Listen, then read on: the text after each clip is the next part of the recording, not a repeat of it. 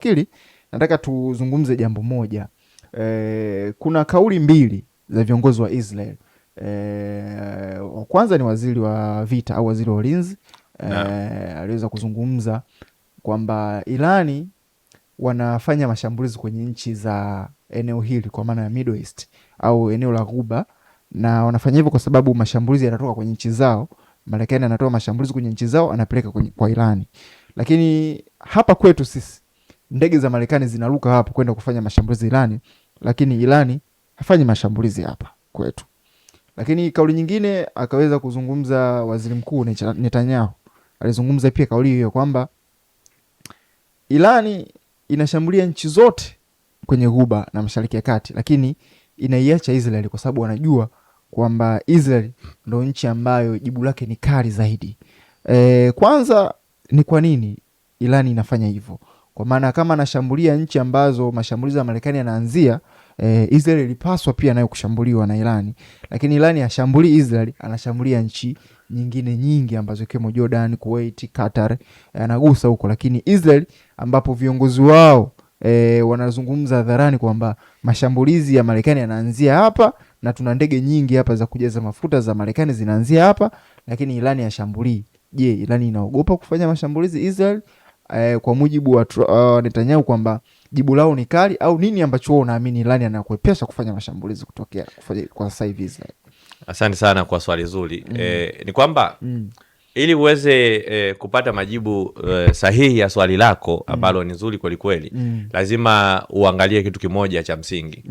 Lazima uangalie sababu kwa nini Irani inashambulia hizo nchi. Sasa sababu ni nini? Sababu kubwa ni moja. Mashambulizi yanayofanyika dhidi ya Irani kwa siku za karibuni yamekuwa yakiripotiwa kutokea kule Kuwait, na kuna video zimesambaa kwenye mitandao ya kijamii zinaonyesha kuwa Marekani imeset au imeweka mifumo yake ya mashambulizi kama HIMARS kule kwenye eneo la Kuwait, kule Bahrain pia. Sawa?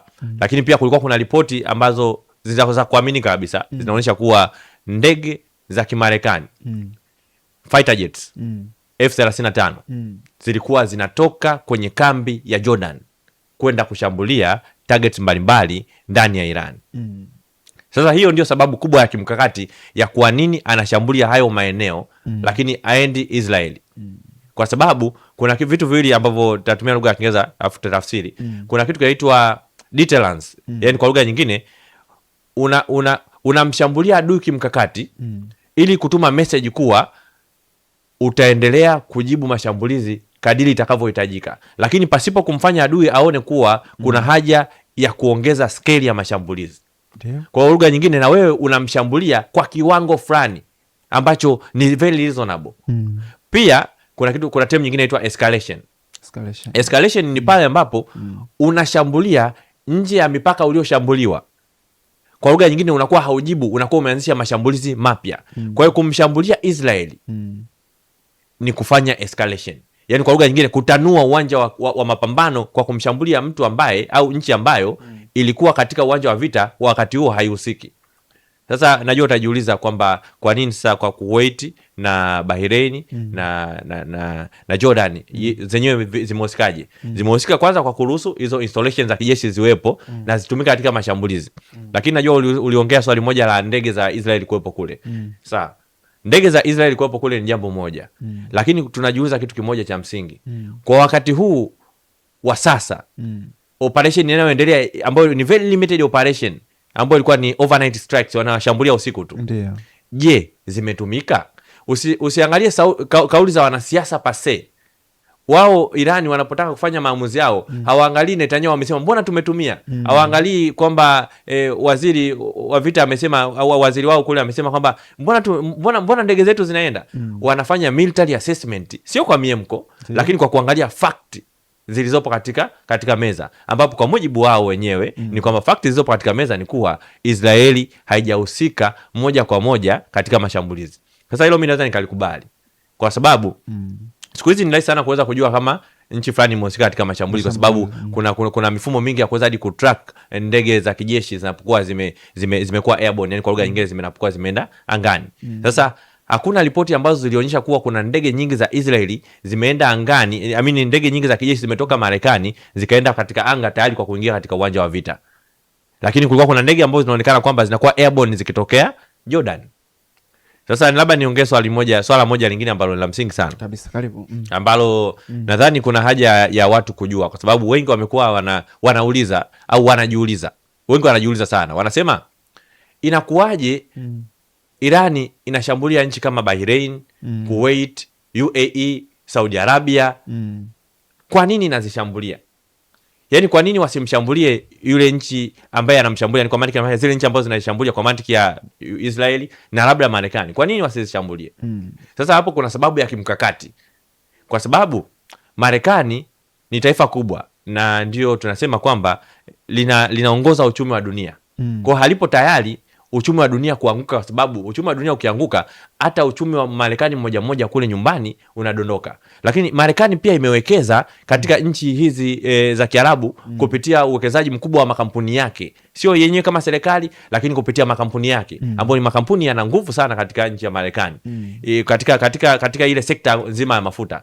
Saudi Arabia kule wana partnerships nyingi katika mafuta, kule Qatar na kwingineko. Kwa lugha nyingine, Irani kuzishambulia hizi nchi, anajua hizi nchi kwenye backdoor zitaendelea kumshinikiza Marekani kwamba hii vita inatuumiza, achana nayo. Kwa hiyo ndio maana wamekuwa wanashambulia kimkakati hizi nchi, ile watu wa Irani au jeshi la Irani, ili kuhakikisha kuwa hizi nchi zinampressure Rais Donald Trump na serikali yake ya Marekani waachane na hii vita. Sasa kama unataka uone ni kwa namna gani hii imefanya kazi, utaangalia ni kwa namna gani baada ya mara ya mwisho Irani kushambuliwa na Israeli eneo lake la uzalishaji wa gesi. Ndio.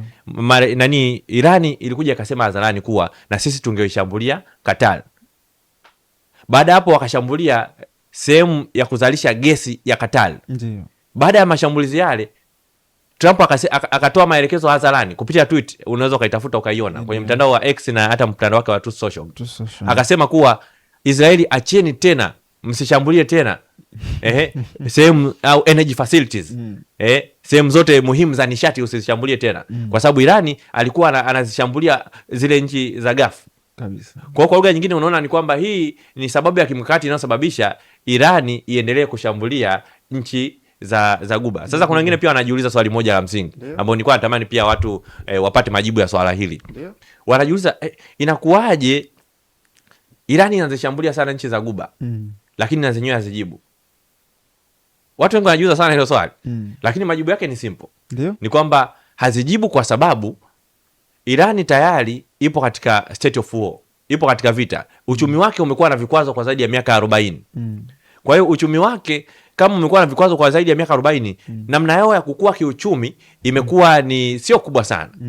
Kwa sababu hiyo, ukiruhusu ukamjibu Irani, wewe kama nchi, labda kama Saudi Arabia, ni kwamba Irani akikushambulia tena atakushambulia kwa scale kubwa zaidi au kwa kiwango kikubwa zaidi. Na kama atakushambulia kwa kiwango kikubwa zaidi, wewe kama Saudi Arabia ambaye una skyscraper kule, yani kwa maana kuna majengo makubwa, wewe kama UAE una Burj Khalifa, una majengo makubwa, uchumi wako utaingia katika hatari zaidi ya kuporomoka. Yani athari zitakuwa ni kubwa zaidi kwako. Na ndio maana wanaogopa kuingia katika all out war na nchi ya Irani, kwa sababu wao wamejenga sana kiuchumi kwa miaka mingi. Lakini kwa lugha nyingine, kama wakijibu, manake ule uchumi wao utaanza kuporomoka. Kwa hiyo nitamani sana watu wajue hilo, kwamba kwa nini hawajibu, ni kwa sababu wanaogopa athari za kiuchumi zitakuwa kubwa katika nchi zao.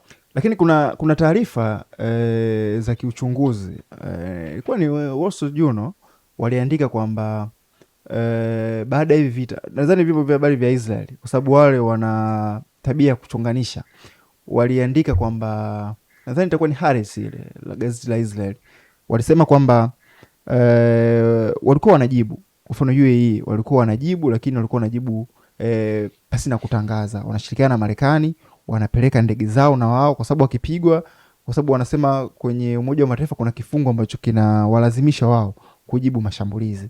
Kwa hiyo usiku wanasema walikuwa wanapaisha ndege zao, wanaenda wanashambulia miundombinu ya kijeshi ya Irani, wanarudi. Yani ni kama ile mfunike uso tumpige. Walikuwa wataki kumpiga ile hadharani. Ushakutana nazo taarifa? Hizo taarifa nimekutana nazo. Sasa ukitaka kujua ni kwa namna gani hizi nchi zina operate au majeshi yana operate, ni kwamba nchi inavyo operate inaangalia tunachukuliwaje na umma wa nchi husika, lakini pia na dunia. Kwa hiyo kama ukinishambulia kwa siri, sawa, ikabaki kwa siri, ni kwamba haina shida, kwa sababu mimi itaonekana kwamba sijapoteza. Inabaki tu ni ripoti au kwamba ni taarifa tu ambayo inasemwa, lakini haina uhalisia. Lakini ukija hadharani mchana kweupe, ukatoa jeshi lako au ukatuma ndege zako zikashambulia na vyombo vya habari vikaripoti kwamba umenishambulia, na wewe ukaja hadharani ukasema, acknowledge mimi kama nchi kwa ajili ya kutengeneza kitu kinachoitwa deterrence, itatakika ni kujibu. Kwa hiyo mpaka sasa hakuna ripoti zozote zile zinazoonyesha kuna nchi fulani katika zile nchi zote ambazo za Ghuba zilizoshambuliwa ambayo imekuwa bold enough kuja hadharani na kusema kwamba tumeishambulia Irani, kwa sababu wakifanya hivyo maana yake ni kwamba Irani itawajibika kujibu moja kwa moja.